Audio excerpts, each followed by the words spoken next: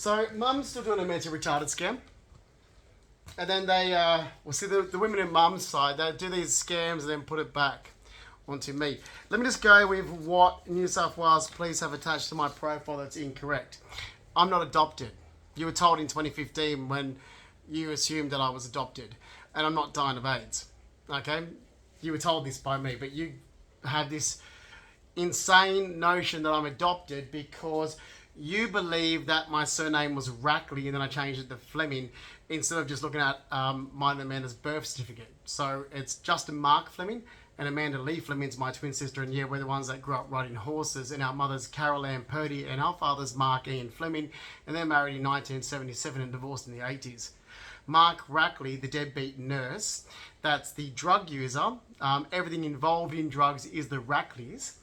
That's who New South Wales Police projected onto me for years. Then pin that, because then it's always like, well, then why didn't your mother correct it? No, mum doesn't. See, mum's been using this for a very long time. Every time she wants to be vindictive or child abusing, she would tell people, my son's this. And because of the area where she currently lives, we're not from that area. Okay, so we're not actually from Tamworth. My mother moved there with her second husband in April 1989, and there was no friends or family when she moved there. So then they've in their minds, they're based on their opinion and theory. So it's not facts. Nothing that anything's being said that's actually listed down in government documented notes. There you go. Talk about a good compensation case. None of it's facts. Okay, it's just based on their opinions, which seems such bogue in Australia. So no matter how many times since April 1989 that I would stand up and say, I don't call me Rackley, my surname's Fleming, mum just remarried before moving here. Mark Fleming is my father. Mark Fleming's a builder. My dad still lives at 47 Hillcrest Road, Empire Bay. Dad had, well, maybe should have grown some balls and stuck up for your kids from your first marriage. It's like the kids from the first marriage were swept under the carpet like we never existed, which is why my grandparents, which is Reg and Lola Purdy, mum's parents, took over most of the rearing of Amanda and myself. My twin sister Amanda doesn't know anything at all because, unfortunately, once my mother did move from Sydney, so this is the whole trap-in, she took us to an area where she had full control. In Sydney, she didn't have control because the abuse from her second husband, her parents would step in. Once she ran away from Sydney, because that's what she was doing, she was running away. Running away from police. What, in your car? Are you going to make that up stories? Wait a minute. Oh, you're going to make up stories that your son's afraid of police because we're going to do a mentally retarded scam again, or a mental health scam, and we're going to say that, oh, you know, it's, what is it, Greyhound therapy scam? Is it Carol? Carol's my mother. She's a deadbeat piece of shit. Don't give her any respect. Yeah, no, I'm not. Never been involved in anything criminal ever in my entire life. And if my mother wants organisations to actually think I'm a character of a person I'm not, she says, oh, he was known as Rackley, and instantly the information to do with Daniel Rackley, I've had this since 1996. Daniel Rackley, Mark Rackley's son from his first marriage in South Australia. Daniel Rackley, who moved to Tamworth in 1995 and affiliated with the Freemason nursing home called Moonby House. See, Mark Rackley worked at Moonby House, a Freemason nursing home. He's deadbeat. Well, they both have issues with domestic violence abuse, alcoholism, drugs and alcohol, cannabis. But then I was told the entire Rackleys do. But then how come Mark never got done for it? Oh, his brother Peter Rackley was the head of Parramatta Drug Squad.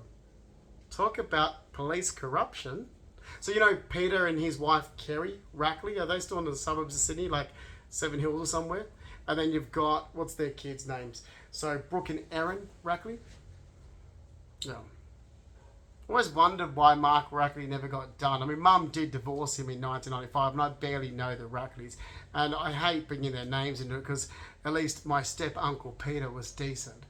Peter Rackley I used to like because he was completely opposite to his brother, but the Rackleys all have the same issues. And Kerry was lovely, and my step-cousins, which is Brooke and Erin Rackley, were also lovely. So was Ruth, which is... it's not the Rackley side because that's actually Mark Rackley's mother, her brother Keith's daughter. Yeah, so I know my stepfather's family and I know my father's family. You see, we're two different families. I don't share the DNA to my stepfather's family like I keep telling people. It's in their DNA. The abuse, the domestic violence abuse, the alcoholism, the mental health issues, the suicide attempts. So Daniel Rackley's got a long list of suicide attempts, it's not listed under Daniel Rackley. It's actually listed under me. See, because New South Wales Police and acute care centres and crisis groups kept getting information to do with the Rackleys and attaching it to me. And police have been doing this now since 2008, which is how they've aggressively come after me. With information to do with the Rackleys. See, I'm a gay man. Been openly gay since 1992. Not bisexual. And all these organisations were told that, well, he has kids. I don't have kids. And that's actually Mark Rackley's Crime Stoppers report that was attached to me. So I found out by Lucy Yarncliffe, detective in Bondi, and Sean McCullen, when I went into Rose Bay Police Station back, was it 2023, January, something like that. Actually stopped on my dogs off camera. Yeah, keep trying to get my attention. And I said, what's going on? Because this went through immigration now. This not only went through the medical health industry, where I've been wrongly diagnosed. This has gone through police. This has gone through Australian Federal Police. This has gone through immigration. This has gone to America. How is it that everything to do with the Rackleys is attached to me? Which means the description of my grandfather, people think is, so Don Rackley was bored. So Mark Rackley's bored, Don Rackley's bored, and I've got a whole group of people saying, oh yeah, but his father was bored. My father wasn't bored. My father's Mark Fleming. Mark Fleming's got similar hair to me, but Mark Fleming's father, Stanley Fleming, my pop, he had thick, massive amounts of frizzy, untamable hair, black as anything. And to the day he died, the ethnic comes from Dad's father. Dad's father isn't born in Australia, but his name was still Stanley Fleming. This apparently is so hard for New South Wales Police to understand. This was so hard for immigration to understand when this went to America. Okay, so, and that's why I keep getting dragged into it. That's why anyone who searches me, they instantly see that I have a half sister on my mum's side, Faith Rackley. Yes, but my youngest sister is actually Sky Sheridan Fleming on my dad's side. So who people see me with is Sky, not Faith. Sky's the one that looked like a model. Sky's spoiled. I hate saying that because she's the youngest, but, you know, there's 16 years and 8 months between us, you know, but she's spoiled. You know, she's had all these older siblings doting on her. And my father was 39 when he had her. So, anyway, that's my younger sister, not Faith. I don't look like Faith because Faith looks like a Rackley. I look like a Fleming. I look like Sky because Sky looks like a Fleming. We go around these circles. So anyone who I ever meet in my life, they get the information of the Rackley. Next minute it's like, oh, Juzzy. Who does that remind you of? Belinda Jeffries? The cocaine dealer? I'm not going to shut up when the Jeffries or Anthony Timber. The more my life's... No, you guys came after my life. I only met this person in August 2013 and suddenly she thought I was like-minded to her and it's always the same shit because of the fucking Rackleys. No. Thanks very much. I get it all the time throughout my life. And if my mother wants to discredit me or make me look unbelievable, she tells people information to do with the Rackleys. And because the Rackleys live where she lives, okay, they believe it. So it's easily believed because the Flemings aren't from where my mum lives. My family itself is not from Tamworth. My family's not from Tamworth. I lived there for 6 years and then came back home to Sydney, but my family's not from Tamworth. Okay? My mother moved there with her second husband. So the bad behaviour of the Rackleys, Faith Rackley, Daniel Rackley who lived there, Mark Rackley, it's so easy to have it projected onto me because those people are dumb as dog shit. New England people. I mean, there's a whole group of people that I liked when I was there, but we're talking about 30 years ago. I haven't had anything to do with them for 30 years. Not because of anything to do with them, but I'm not from the area. I'm not born there. I'm not raised there. The simple fact is I'm not from there. I'm not born there and I am not raised there. Okay? And that's just a simple fact. If you actually look to where the family's from, and yes, we did all own horses, but Sydney was very different in those days. You could own land in Sydney and have horses. I'm not going to keep going. Like, you think 30 years ago what Sydney was like. Well, I grew up in Sydney during the 80s where we had land. Okay? We owned land in Sydney in the 80s and we had horses. Okay? Not these, like, you know, That was all the horse studs to do with racing was around Sydney, but then as well. Not now, because it's all big housing estates. So there's that. Okay. Then you've got organisations thinking I had someone else's green card or credit card or all these other bullshit. Or how come I've got all this money?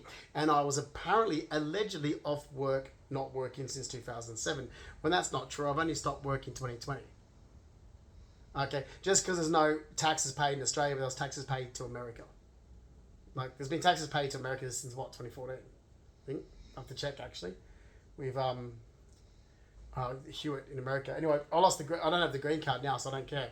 That was your loss. I already paid you guys enough taxes, property tax, state tax, federal tax, and then you didn't renew my green card. Okay, see ya. It's not my loss, it's yours.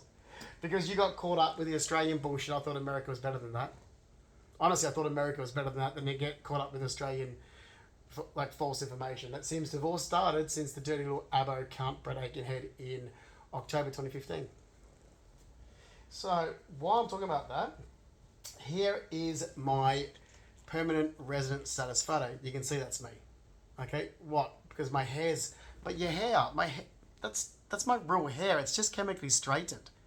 That's what it looks like when I get it chemically straightened. Seriously. So, that's my green card photo. The photos of me taken, so you can see that.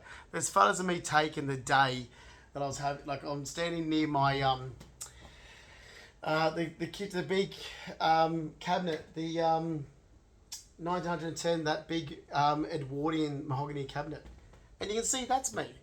That's me back years ago in 2011. You can see that's me. So my passport photo. So these are what has raised red flags. Actual passport photos of me. Now the other photos I've had taken but never turned out, or ones that were supposed to be for my international licenses when I'm traveling and so forth. Yeah, oops. You can see it's me. But apparently, well, the dumb, useless kids that work for New South Wales Police now. Oof, yeah, God. Okay, you can see, that's me. Oh, by the way, this tattoo, let me explain this tattoo after I show this. That was done in 2018, the tattoo. And it was done to get back at this little gay guy being a smartass. Because he wanted... So it was a one night stand. That's me. You can see these are all me. Alright? And me. Okay. So there was this deadbeat, much like the deadbeat that's walking past now. That's a typical junkie. You can hear them. They ride around with their push bikes, play music. Oh, it's... You know, it's Sydney useless police that if I was a police officer in Sydney, I'd be going straight up to and arresting them. It's like, well, you're either a drug dealer or a drug user. Back in my day, people used to be out in Sydney 24 hours a day and there was no drugs involved. You know, it was a 24-hour city where people were working 24 hours. I didn't finish work until 2 a.m. or 4 a.m. And people would be going out to places like, you know, Golden Century and Sydney was busy. It was bustling because there was none of these people, you see. These people would be in jail. Like the dickhead that you could hear in my living room window. See, those people would have been on the streets in those days. You know, go back 15 years ago, those people would be in jail where they belong. People involved in drugs like that, you wouldn't be having them in Sydney. So that's where this tattoo comes into it. It actually is. There's another person out there with the exact same tattoo, but they don't have this one. And I can tell photos, especially when they're photos of my penis, thank you, which is near this tattoo. It's like, that's me. For a great example of this, I had some gay deadbeat go, oh, that's not your penis because that's a friend of mine's tattoo. I'm like... Yeah, that's my penis. Those boxes in the background says Grace Removals, and that's my condo in Norwich, Connecticut. So that's my photograph.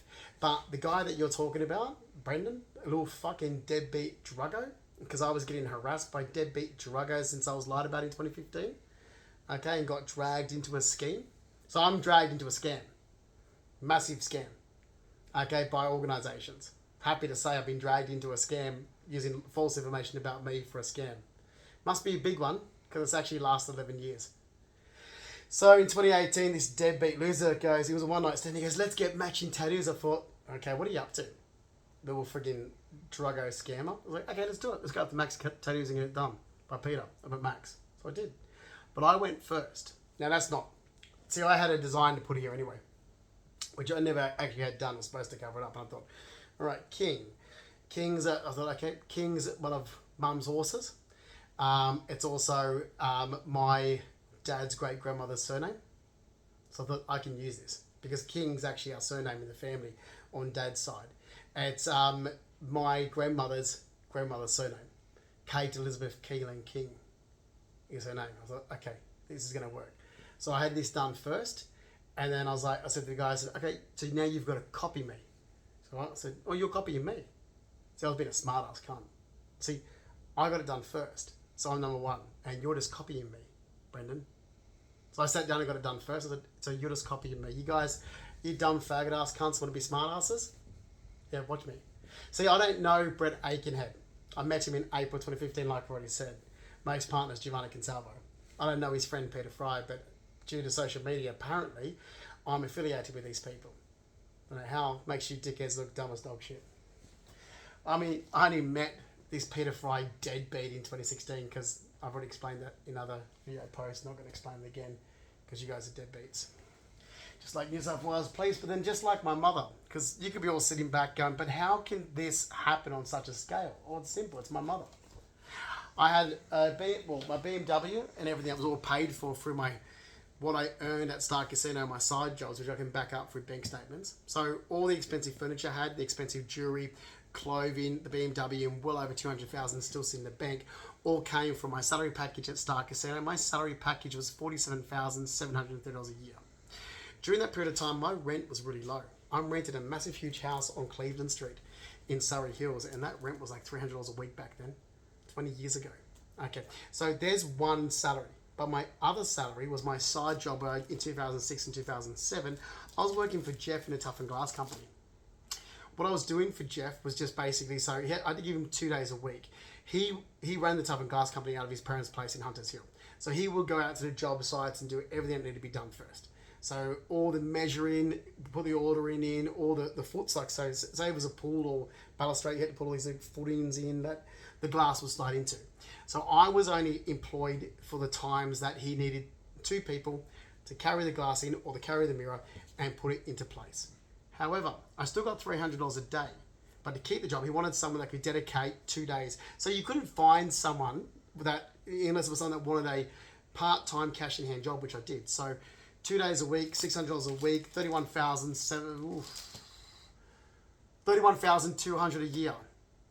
600 times 52, $31,200 a year. Cash in hand on top of $47,730 a year. That's why I had so much money sitting around doing nothing with. Then in 2008, I sold my investment property, 16 Scott Road in Tamworth. I never lived in it. I was the landlord of it. I owned it. I rented it out. I made money from it. I sold it. Good profit, $189,000.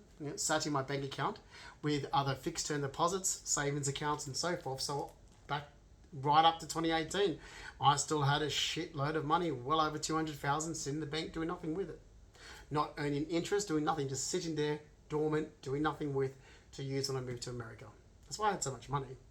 And I owned everything outright. So, as per my studies, because you made up these stories that I wasn't working after 2007, but I was mugged and robbed November 30th, 2007, on my way home from work, and I was on a recovery. Star Casino wanted the return to work, 10-year return to work, negotiate your job back in 2017.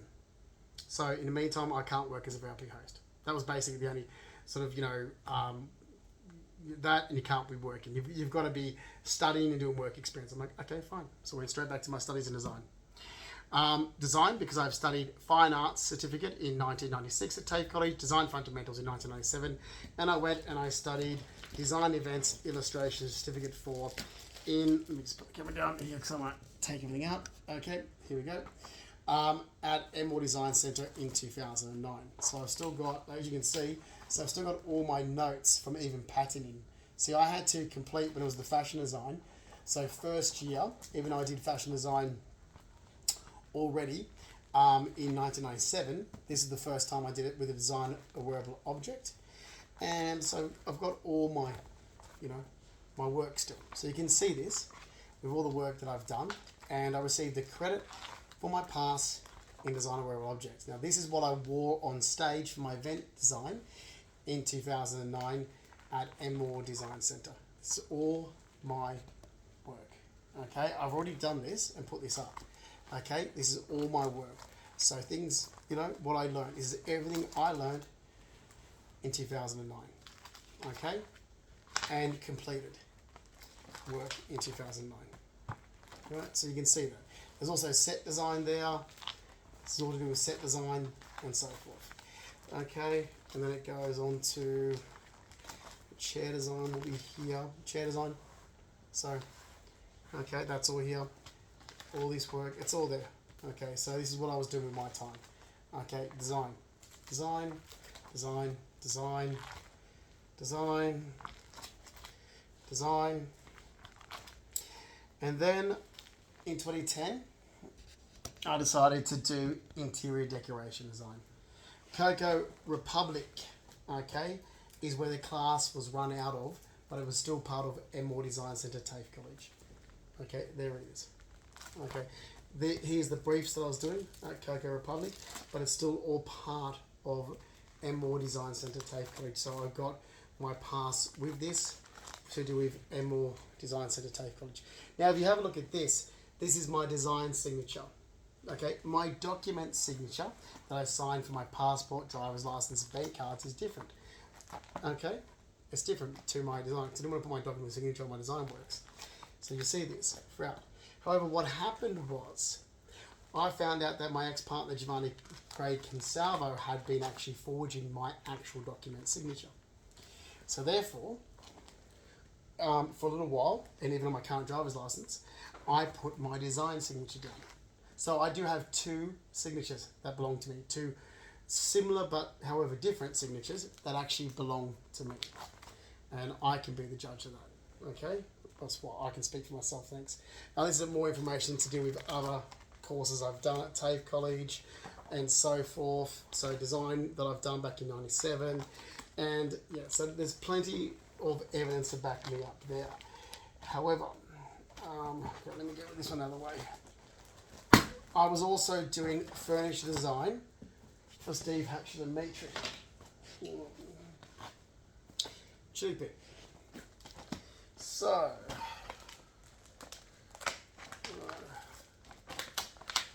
okay, so I've kept not all my notes because I still worked at Steve Hatchett and Matry's at Chili Pip from 2009 until 2012. So I was working as a designer. I've got all my notes and I've got some of the designs, but designs, I was paid to do designs and the designs had to be left there.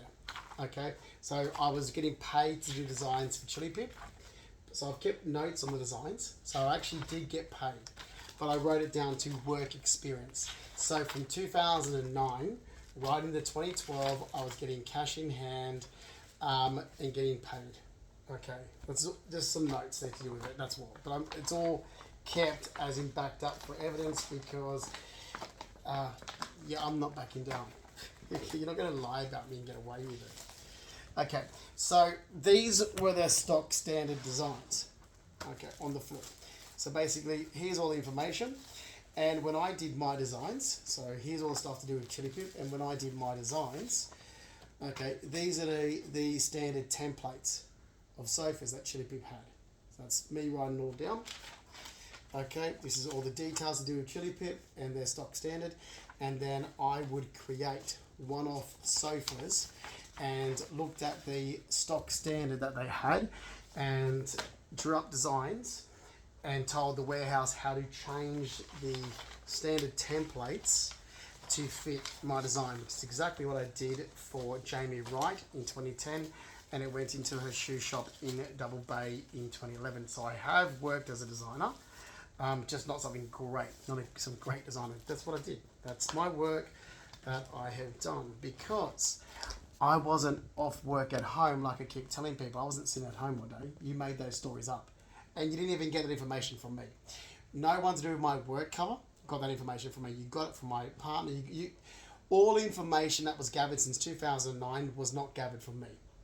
And that's a fact. And it's going to date. It's just this big bullshit that's got government organisations now involved. So here's all the stuff to do with Chili Pip when I worked for Chili Pip. Okay? So this is all the standards the stock standard, but I would change the templates to fit into my designs, and I'll show you. So I was just utilizing what I learned at TAFE College. Okay, it's all here. So I learned, so everything that, I've still got my, oh, here's some of my client list as well. Okay, see, the client list that I would actually contact, there we go. So I've still got all this, my client list, everything to do with everything. Okay. Emails. Okay. So, well, this backs me up because I wasn't paying tax on design work that I was doing. So this backs me up still. I mean, you can't dispute evidence. Okay. And there's plenty of evidence to do with my work. All right, I've put it up there on social media. I've got this backed up. So I've even got some, this is from my book that I had to leave at the office at Chili Pit. I wasn't allowed to take it home because the designs I did belong to Chili Pit.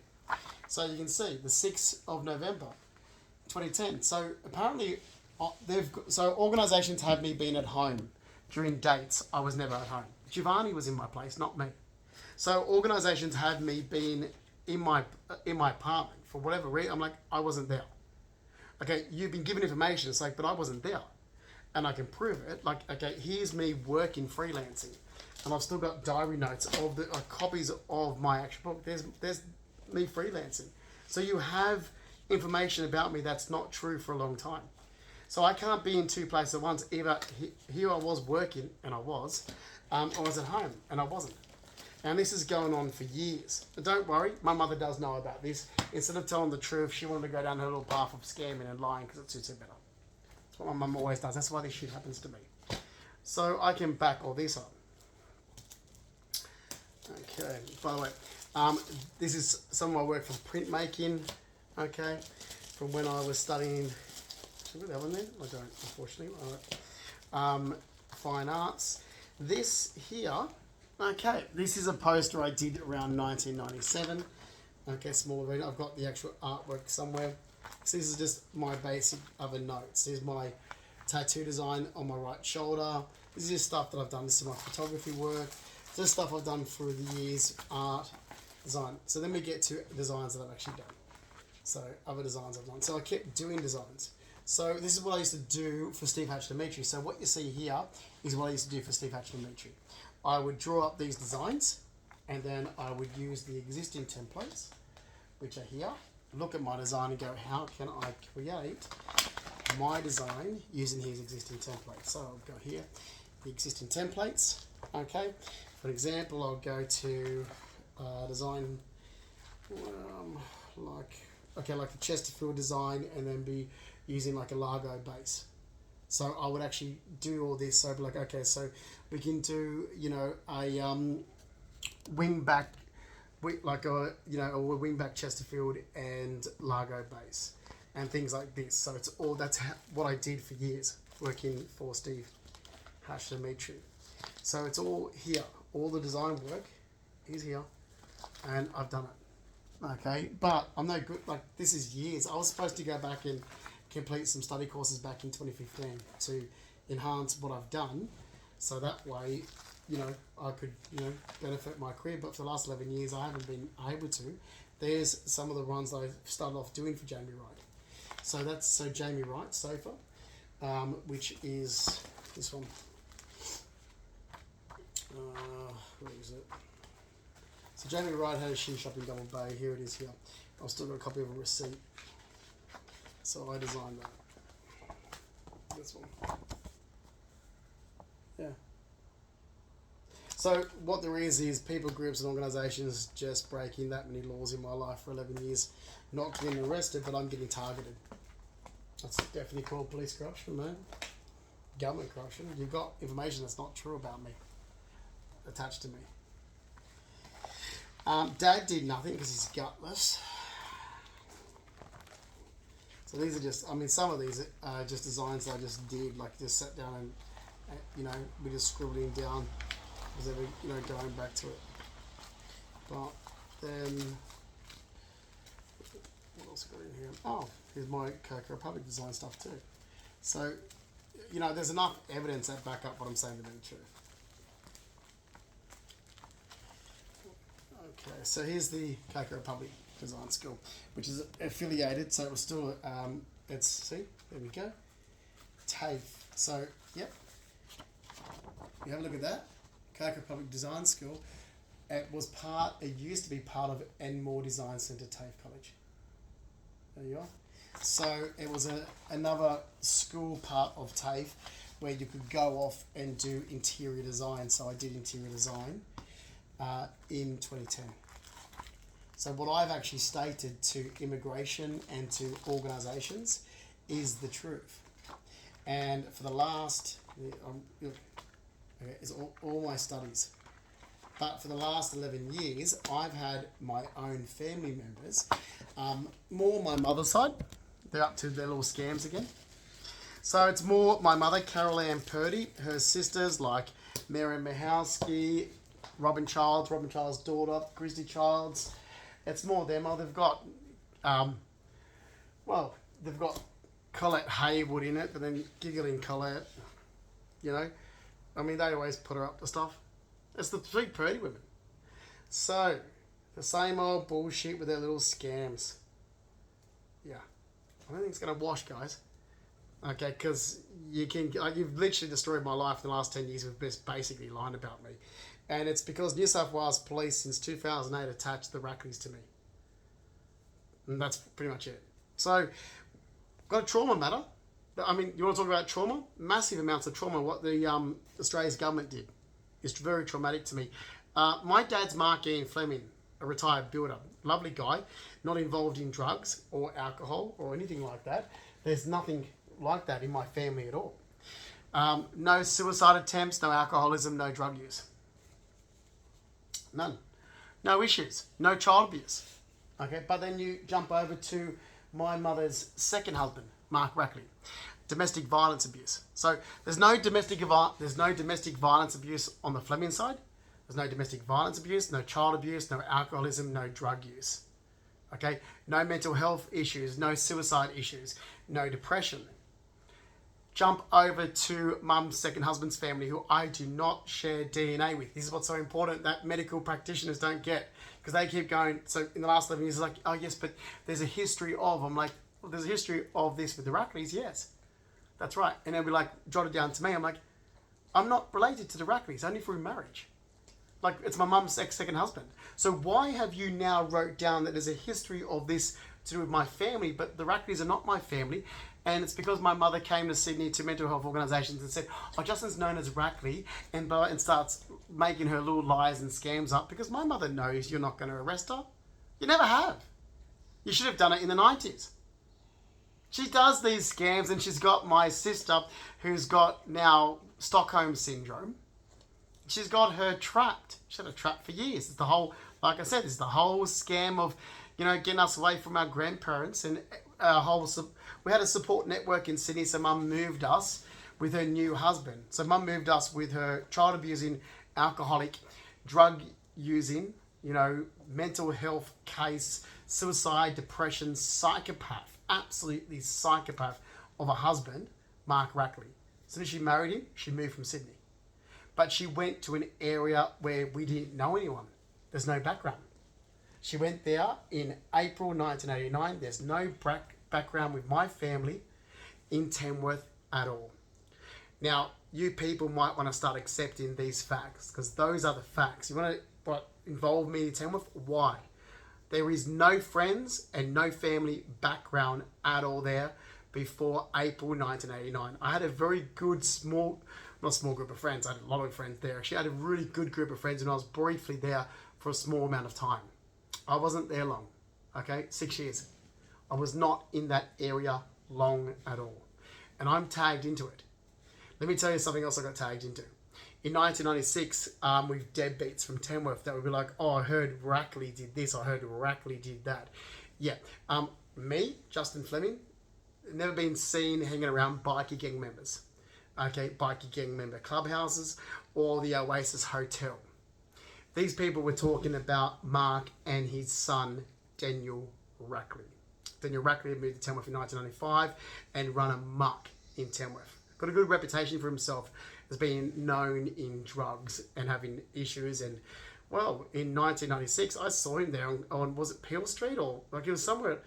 It was like I remember like seeing. I'm like, oh my god, that's Mark's son. Okay, Mark's son Daniel Rackley used to hang out at the Freemason nursing home and got himself well known and his behaviour with the Freemasons. Freemasons of Tamworth know Daniel Rackley really well, and Mark Rackley.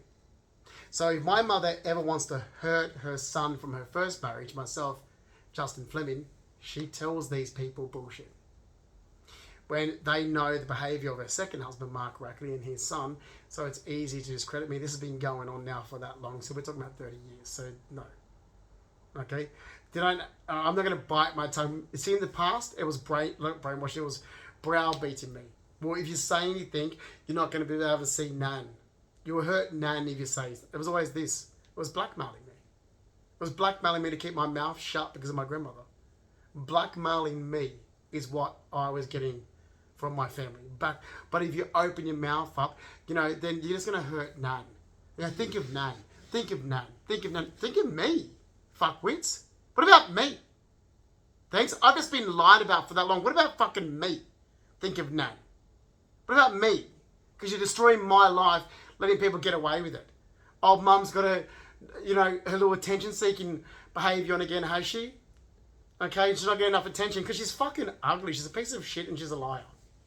Luckily, Dad divorced her. All the behaviour of the Rackleys have been put onto me, especially not since just 2008, more since 2015. Okay, and it started with a fucking little abo cunt who I don't fucking know and he doesn't know me.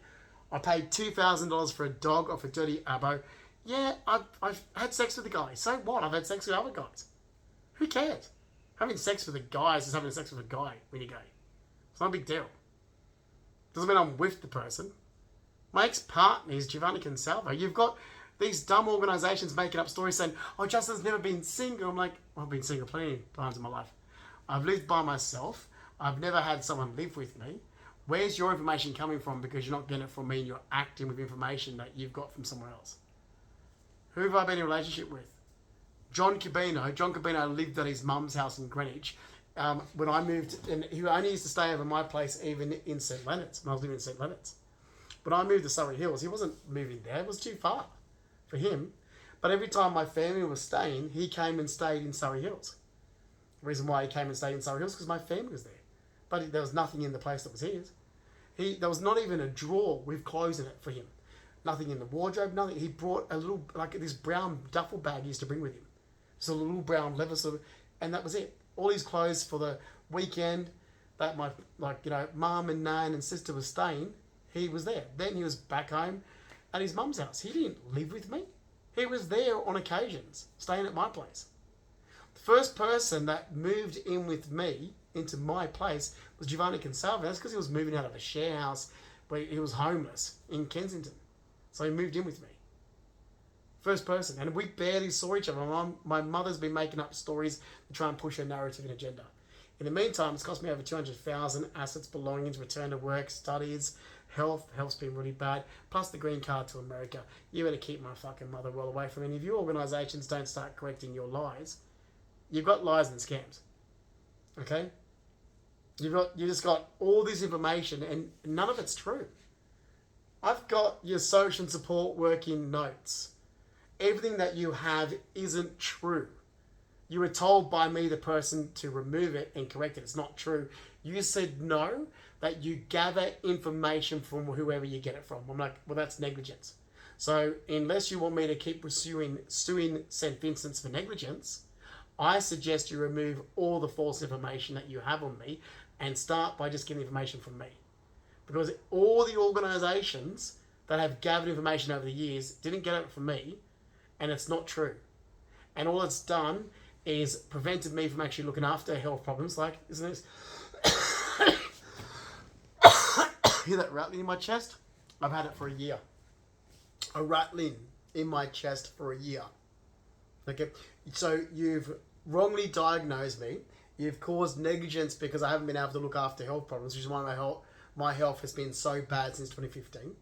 Because what you have isn't true. So you've actually caused health problems that I never had before 2015. Okay? skin infections, okay, chest infections. Okay, one thing after the other I've had. Got pneumonia in 2016 because your organization, and then there's still this bullshit. He's afraid to be alone. He's afraid to go out at night. He's afraid. I'm like, oh my God. Why do you believe this? Why do you believe? I never told you this. So why are you believing information that was told to you by somebody else other than me? And that's exactly what all of these people, groups, and organizations have done. And all you have now done since 2015 is caused me serious health issues that I never had before. And I told you people many times since even 2015, what you have isn't true. And if you're going to rely on the fact that I was playing a prank on organizations that actually deliberately went out and broke monitoring and surveillance laws from 2016 to 2018, then you are seriously fucked up. Giovanni Cansava was told. When I found out that people were actually twisting my health conditions, such as being mugged and robbed, the Glasgow coma, the injuries from the coma, when I found out that everyone was twisting that to something it wasn't, when I found out that the injuries and health conditions that I had from 2010, all this was getting twisted to something that it wasn't. And remember, I was a person that already went through immigration and went through immigration health check. And then I find out since late 2015, I'm getting organizations that have been told wrong information and start twisting everything to be sinister, pushing their narrative and agenda. It's blatant defamation and discrimination. You're twisting something to suit what you want for your organization, and that's the definition of fraud. And I said to Giovanni, I've told him already, and they won't. He kept telling me it's your mum and your family causing the trouble. I rang my mum, she goes, and then mum's like, oh, Justin, you blame your family for everything. What can we do all the way up here? So, yeah, it was Carol then. But then she was poisoning my mind against Giovanni, saying, it's not me, it's Giovanni. You let him take control. I'm like, no, I didn't. In the meantime, mum's trying to make me sign her off as power of attorney. It's like, fuck off. No, you won't be, Carol. Thanks. And I don't need a power of attorney. So remember this as well. In 2015, after Easter, I moved out of my apartment. It was all in my name, but I actually moved out of it to give my relationship a break. So I moved out after April 2015 and Giovanni stayed there by himself. I told him, all you've got to do is pay the bills here while I'm gone. I'll be back in 6 months.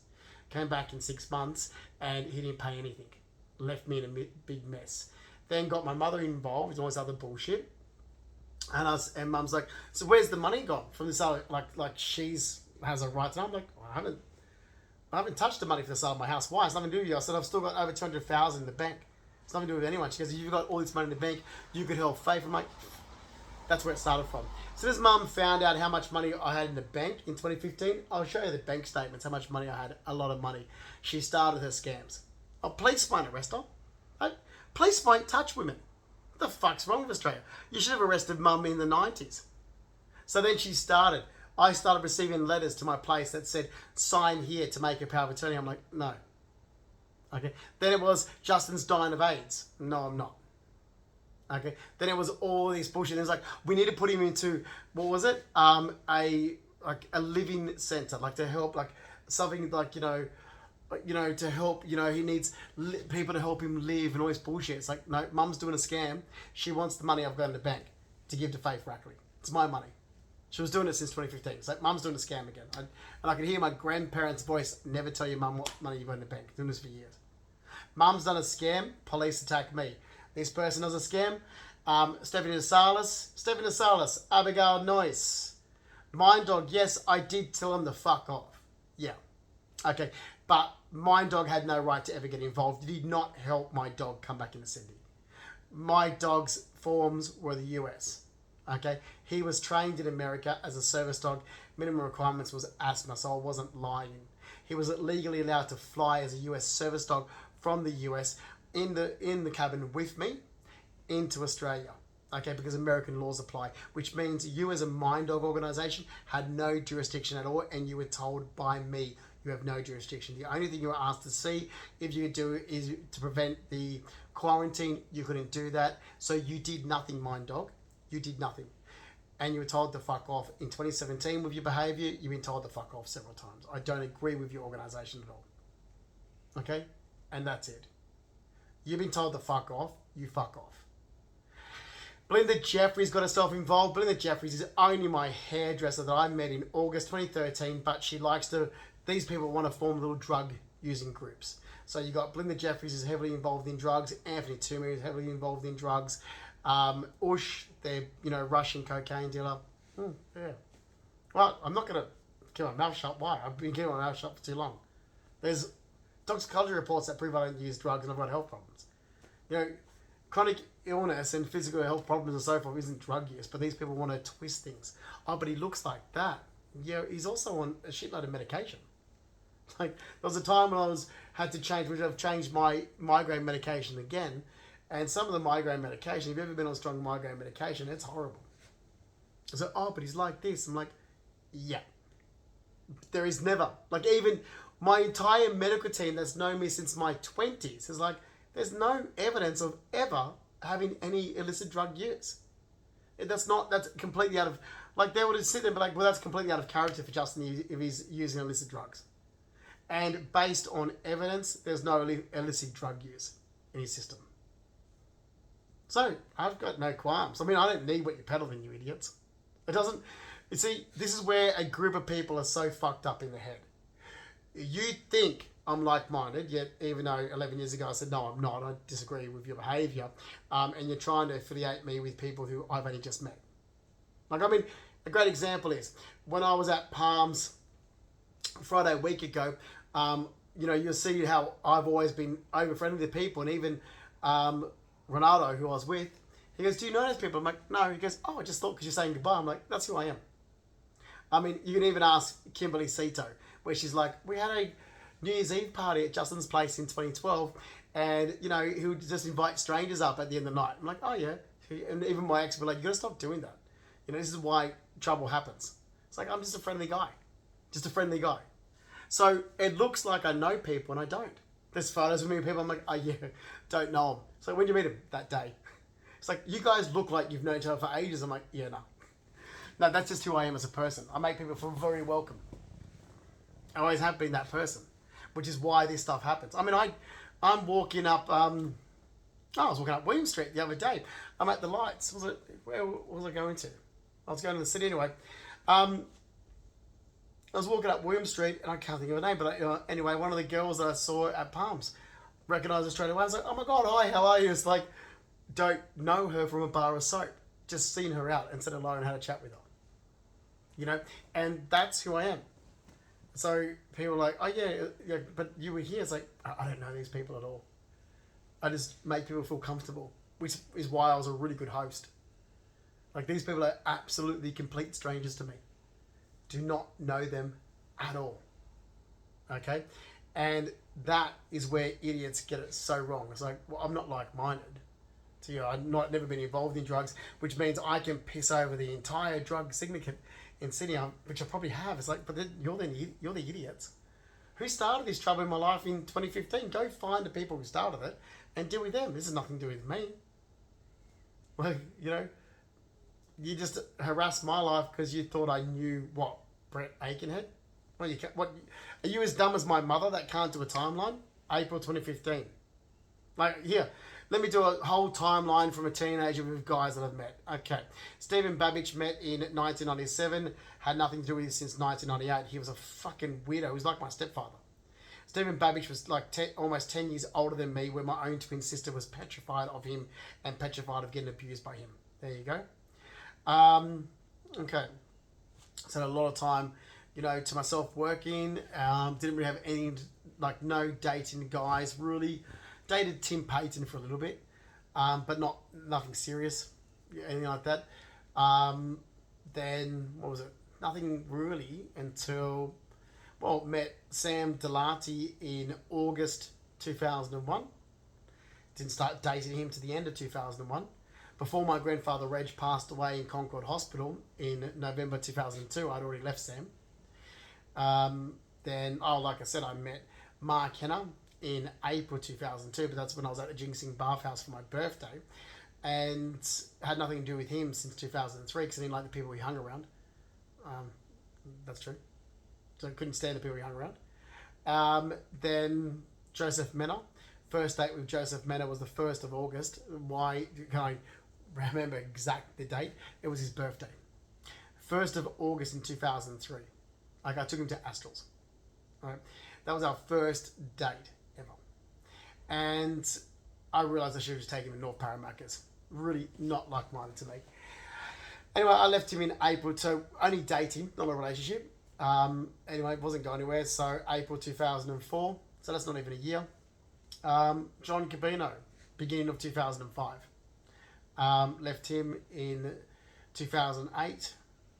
Met Gio or Jonathan or Johnny, Consalvo. Now, when I met him, I told him don't want a relationship. He pursued me. He kept coming over, staying at my place, and then moved in to my place. Now, I didn't want a relationship, and he knows this. Because he was sitting on the chair. So, in the kitchen, I had an eating kitchen, but I had a big kitchen buffet and a chair next to the buffet. And I was there cooking, and he's sitting on the chair. And he said, "Why'd you leave John?" And I told him, because I didn't want a relationship. And my mother. Basically, it was my family. And I said to him, I won't be in any... Like, I was actually culling friends back then. Anyone that's getting poisoned because of my mother, basically. And I said, basically on the lines, until Mum's dead, I won't be having a relationship with anyone. Not like I'm a relationship person. I care more about money, assets, belongings in my car than I do relationships. And I said to Giovanni, then I'm not interested in a relationship. He knows this. He knew that I did not want a relationship. Okay, I left John Cabino. If I was going to have a relationship, I want to stay with John Cabino. He knew this because also for my Christmas party in December 2008, when Gio asked if his parents from South Australia could come, I said yes. However, I've invited my ex, John, which I did. Now, if he shows up, I invited him to say, look, do you want to work things out and get back together? Because that was a good 6 months break. Well, actually, it was about 6 months break. So I had a break in my relationship with John for 6 months. And that was for my Christmas party in 2008. And so I said, so John turns up, Gio, I let Gio invite some of his friends over to my place, and his parents were in town, and then they needed someone to stay. I was like, okay, I'm a giving person, so they can stay. I'm like, but is it going to be weird if my partner, like if John shows up? I haven't seen John for 6 months. I said, look, I don't know if he is or isn't. He's invited. Anyway, he didn't. I was like, okay. So then I took Gio the next week. I was supposed to go to my auntie's for Christmas. So I was going to Auntie Sharon Williams, which is Dad's sister. So Sharon Fleming is her maiden name. Dad was there. It was the first time we started connecting with Dad's other sisters and their children after a long family feud. Dad was going to be there. So I thought, I said, Gio, come share the drive. Come down, because John was supposed to and he didn't. Like, John was text and said, okay, John, we're still invited to Auntie Sharon's for Christmas. Are you coming? No reply. I was like, oh, fuck you then, mate. So I was like, Gio, come for the drive. So he did. Okay, so I didn't officially start dating Giovanni until Mother's Day in 2009. That's when we made it official. And but that's what went on, basically. And it was around that time in Mother's Day that John wanted to get back with me. And that's why I made it official. Because John then messages and was like, I'm at your place, and he wanted to get back together and so forth. And I'm like, no. I gave us a 6 months break. I left him. Gave you a 6 months break. I was like, I messaged you in December, no reply. I was like, no, it's almost a year now. Like, that break's almost a year. So it was around about July, actually. July, the last event we went together was my nephew's first birthday. It was Brendan's first birthday in August 2008. But the week before that had already been, you can probably see at Brendan's first birthday that it was like, oh, is Justin and John separated? Yeah, we were. But we're just going to the event together, the family event together. So yeah, it was just rocky. But it was just, it just was rocky. I needed the break. And that just shows who I am as a person. I don't do relationships. I do my money, my assets, my belongings. My car's worth more than me. Okay? So now you've destroyed all that. Well, I'm not backing down. You can play your mental retarded scams, fine. You can play your drug using scams, your drug dealing scams, your home care scams, all the scams that you've used lies about me because it was so easy to lie about me because of my family. Well, where are they? Dad's there and my back. Will you see Dad have my back? No. Oh, Dad's gonna stand up and be like, oh, he's sick and he's dying. Okay, you're sick and you're dying, Dad. Yeah, you might want to leave a legacy for your son. Okay, your son's been getting lied about since 2015. You could have stood up as a father and been there for your son. What'd you do? Nothing. Okay. Same as other family members. Okay. Same as mum. Well, mum would never. Anyway, mum's happy to rubbish me to the ground like she always has, because in her sick, twisted mind, she always feels it's getting back at her first husband, my father. But it's not. All you're doing is making sure you never have a relationship with your son. She's been doing it now for 39 years. So all she's done for 39 years, which is more than half my life, is made sure that there is no relationship with your son. That's all you've done. I'm not some guinea pig like Amanda that, Amanda can't see through my mum's bullshit. I can. Like, Amanda listens to my mum's bullshit so much, where my twin sister is poisoned against the Flemings. My twin sister, the way, as soon as she's near the Flemings, her attitude, as soon as she's near Dad. And like, there's times I'll stick up for her. There's times I'm like, Amanda, you're treating Dad so, like, and Dad can be arrogant. Dad's arrogant. Okay, Dad's arrogant and stubborn, and yep, I completely understand. And Amanda doesn't like that and gets her back up and gets the shits with how Dad's behaviour is and wants Dad to change and this. And when I come to Dad's, he's always got shits that we're off at the beach and we're here at the beach and Dad wants us to be at home and spend time with him. And it's like, okay, I want to get in the middle of this. Like, really. But this is all the stuff that goes on. It's like, yeah, okay. Because if you drag me into it and then you guys all go back to being bummy chummy and it's like, oh, Justin. It's like, Justin is dragged into it. Like, Justin always is dragged into your rubbish. And I'm your whipping post where then you can blame me. I'm just used. I'm always used. And now it's time that stops. So if it means disowning them, it means disowning them. I mean, accusing me of being a drug user, I think that's as far as they could go. Okay? And costing me what they cost me in America, that's as far as they could go. So, yeah. Actually, let me pause that as well. I just want to say to losers of people that see everything that's injectable as being illicit drugs, it's not. I've been on so much injectable medication in my time because it works where tablets don't. This is my new migraine medication, unlike other migraine injections. Now, if you want to go and have a look at the photos of when I was mugged and robbed November 30th, 2007, my face was pretty smashed in. Okay, I have severe damage and nerve damage in my face. Okay, and it hurts. So when I was entering in America, even when I was going through immigration, I had to make an entry back in December 2014. I had injectable medication with me that was prescribed from Dr. Jeremy Cumpston at AGS clinics. This wasn't anything for, I am vain. No, this has to do with all the nerve damage. That's something I was trialing something because of all the nerve damage from having my face smashed up. So right through here.